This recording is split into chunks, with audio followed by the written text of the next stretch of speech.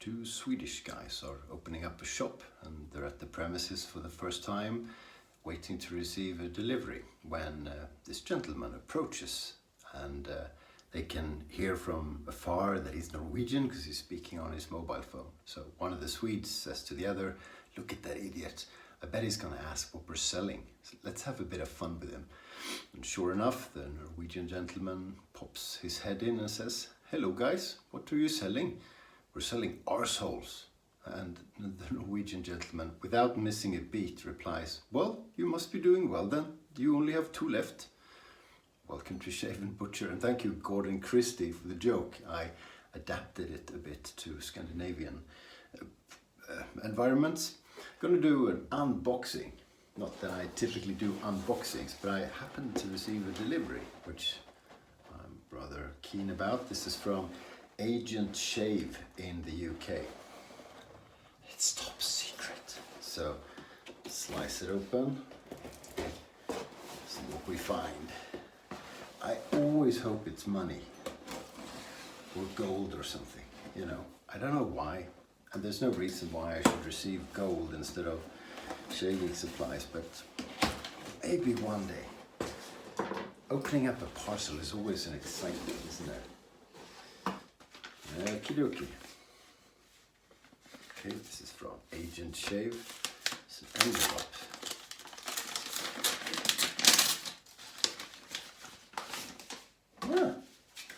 And a letter. "Thanks for your order, Johan. We hope you enjoy these lovely something, soaps probably." Business card from Agent Shave, and there's a sample of something. Fine aftershave balm. So, Vesperia. I know what that is. It's Greek stuff. Okay, let's dig down. Lots of this stuff. Marian would be happy. Look, you get a little parcel with each one. This Agent Shave. First time I shopped from them. It's been really good. Unfortunately, I had to pay customs, but that's not their fault. So we have Wickham's English Rose. I've been wanting this for quite some time. There's paper in there. Oh, that is so lovely. That is so lovely. English Rose. What else? This is a nice touch. Not really needed, but it's kind of nice. You parcel packaging fanatics might enjoy it. Also Wickham 1912 Cashmere. Not sure I've tried this ever. Oh, that is lovely. I think that was Frank's proposal. Number 3. It's a little bit like Christmas. Albion from Phoenix and Bow. So Albion is the sort of old or alternative name for the main island, I think, of Great Britain. Cool, really cool. Another soap I've never tried. And numero 4 is Phoenix and Bow, and it's Spitfire. Cool looking label. There's the soap. Oh, I'm gonna enjoy those. Really, really nice scents. And I can't remember what this is. Oh, it's probably an aftershave balm. Oh yeah, it is. Of cashmere. I've heard a lot of good things about balms from Wickham. Never tried them, so looking forward to that. Unboxing done. Shave today is going to be with Raconteur from Australian Private Reserve. This is on loan from Matti Lindholm, who received it very generously from Peter Sullivan in Australia. I didn't want to load from the jar, so I'm trying to load on from the, it's morning, trying to load from this one, just to, I'm not attempting to make a lather in the bowl because I know I am rubbish at that. So I'm just loading here, yep. See if that's enough. Should be. But it's probably too much, knowing myself. So Australian private reserve. I've tried one before that I got from Chris at another country pub. And that was a Bay Rum, what is it called? City Rum, Bay City, I think. I have the aftershave as well, the splash. So this behaves nice, in a nice way. Interesting scent.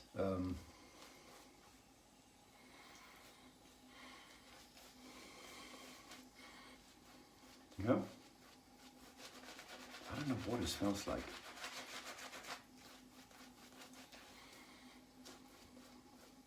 Not a favorite, perhaps. It doesn't smell bad or anything, but it's different. Raconteur. Raconteur, someone who tells stories, is it? Thank you guys a lot for recommendations on European web shops for shaving gear. I received quite a few suggestions. Now that the UK has left the European Union, when we shop from places like Agent Shave and Slick Boys and so forth, we have to pay custom duties and double sales tax, and in Sweden you have the special postal fee for deliveries. This is about $8 for deliveries from outside the European Union, so it's really expensive. So we have to buy, well, we don't have to buy, but we want to buy intra-European, at least like North American soaps, which will anyway have to be imported, and then they may as well be imported into the European Union, so you don't get the customs nonsense stuff. So there are a number of websites that I haven't shopped from that appear really good. Gift and Care in Spain was nice and had a very big selection of products. So how are we doing on the... Can use a little bit of water, I think. Let's hope we don't break it.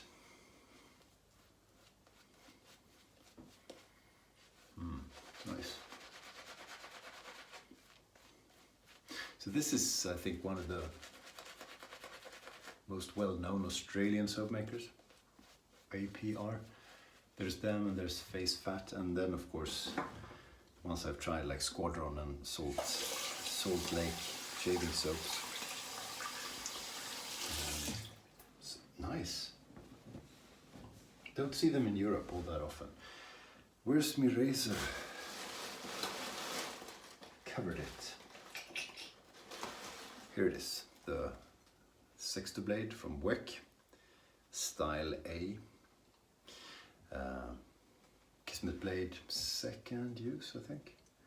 So there might be blood. I did really well on the first shave. I did that on camera and there was no blood. So sometimes you feel, oh, I've cracked the code. But I know I haven't. So I have to be careful. Kismet blades typically are the best on the third shave and onward. They feel really nice on the first and second shot, but they're treacherous.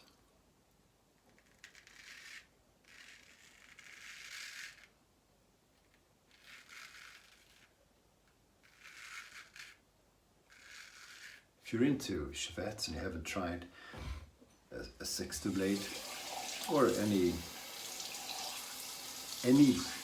blade holder where you could put in a Kismet blade, I should say, then you really should try. It is amazing. This razor, by the way, I don't think I told you the last time I used it.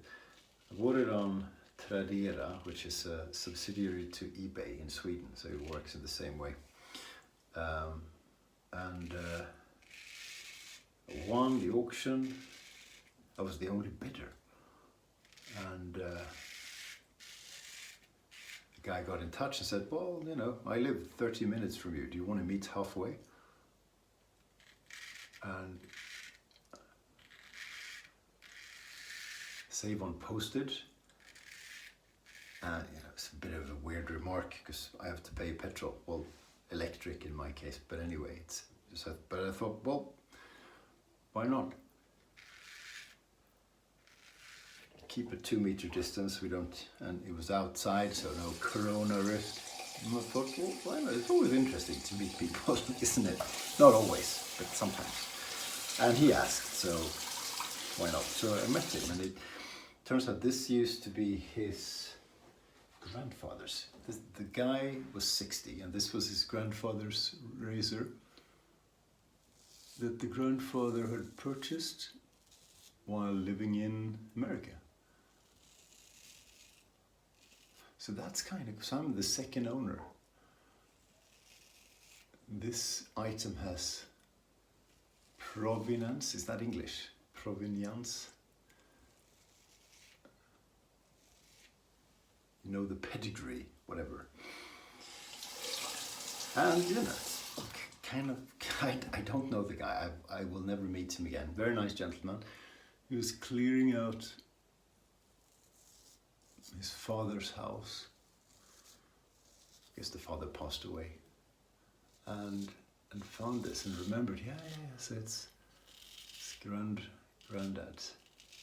So I asked about the scales, because they look a bit modern. And he says, as far as he knows, he's never seen any other. He remembers his granddad shaving with this. And so they're probably original.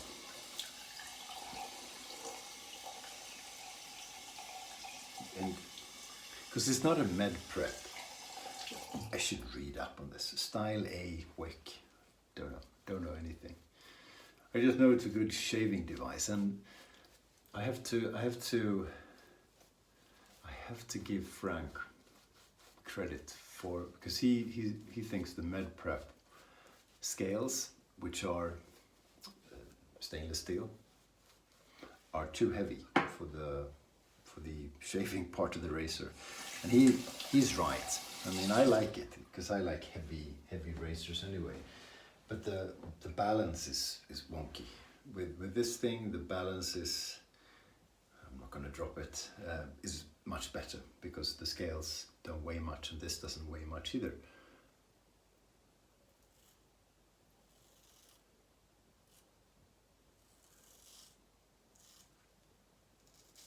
But it is such a joy to shave with. This is a nice soap as well. I know that from using the one I have, the Bay City. Is it Bay City? I think so.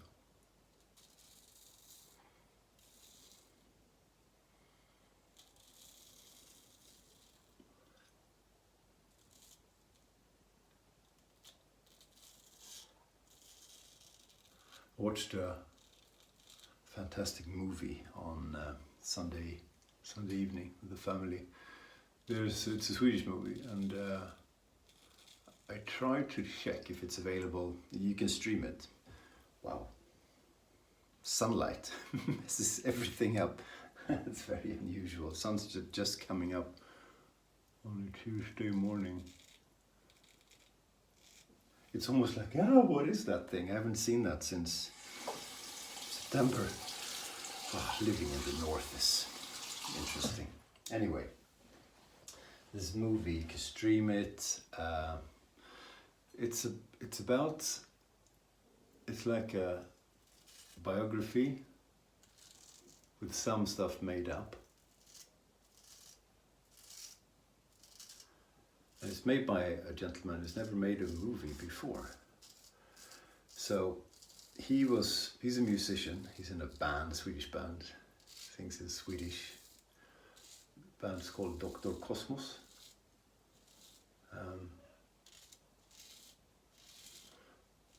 So he made some music, and he was preparing to do a show, like on theatre.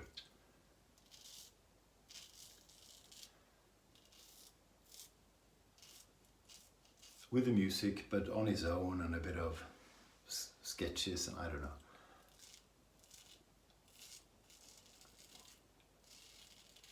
And as he was preparing for this, he was diagnosed with Parkinson's disease. So this guy, 44 years old, in the middle of life, kids, busy life, is diagnosed with a disease, a progressive neurological disease, and freaks out a bit. And it was interesting because this was 3 or 4 years ago. He was practically my age, so obviously, his story is my story.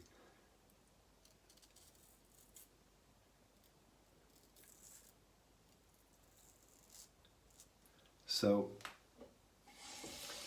his producer of this show that he was putting up wasn't all that enthusiastic, and had said, you need a bit of a story. You can't just talk about your life in general. You need a strong story.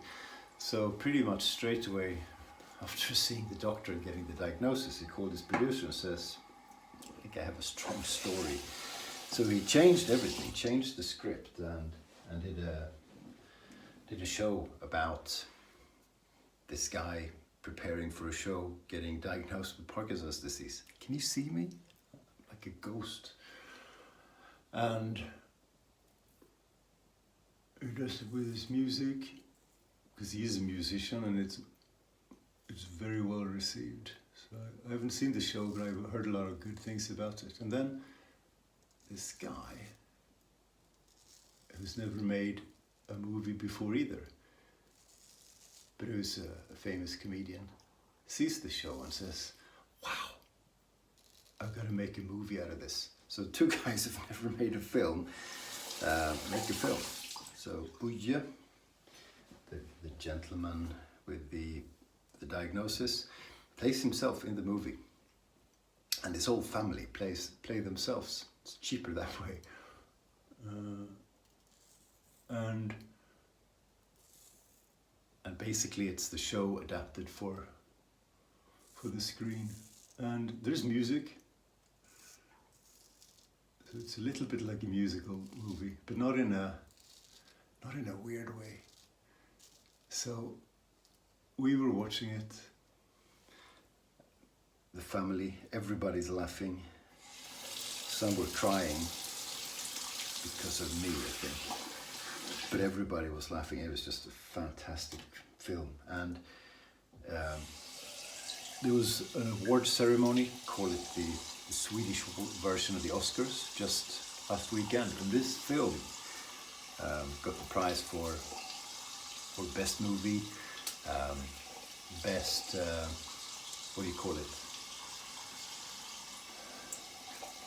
Manus in Swedish. What do you call it? Best script, I think, maybe. Looks like fog in here. And best male actor, where he's not an actor, and he started his acceptance speech by apologizing to the real actors. But it was special for me because it's my story, basically. But it's really good. I am quite sure it's going to be available in other countries and will be available with subtitles eventually, because it's a terrific film, and it has received quite a bit of press now. So look out for it. It's called Spring Uje Spring, or Run Uje Run. Really cool. I want you to see it. Thayers, magic made by Thayers, and I'll let you go. I'll disappear into the mist. Oh, very nice. And a little bit on the head, that will do just fine. Gonna put on a moisturizer. I'll wait for a minute. No, I'll do that now actually. Do that now. Why not moisturize when you can moisturize? I mean, don't you want to look this good? You know, this skin quality, it's genes, but it's also moisturization. Moisturizing. Do it. It's not going to make your skin more greasy. Then don't choose a thick one. You'll get less wrinkles, you'll look better, you'll get laid more. No downsides. Moisturize, guys. Moisturize. Loads of snow outside. I've got almost 20 centimeters of snow, which for the ones of you who are not on the metric system is about one hand. You sad people. The scent, Lalix Encre Noire. It's a dark vetiver. I love it. I'm going to be at home, but I'm going to smell good for the wife. Why not? Basta. That's it. Thank you so much for watching. Have a good week, rest of the week, and I'll see you soon. Thank you, Matti, for lending the soap. Thank you, Peter Sullivan, for lending it to Matti. I've enjoyed these Australian soaps a lot. Sayonara. Stay sharp.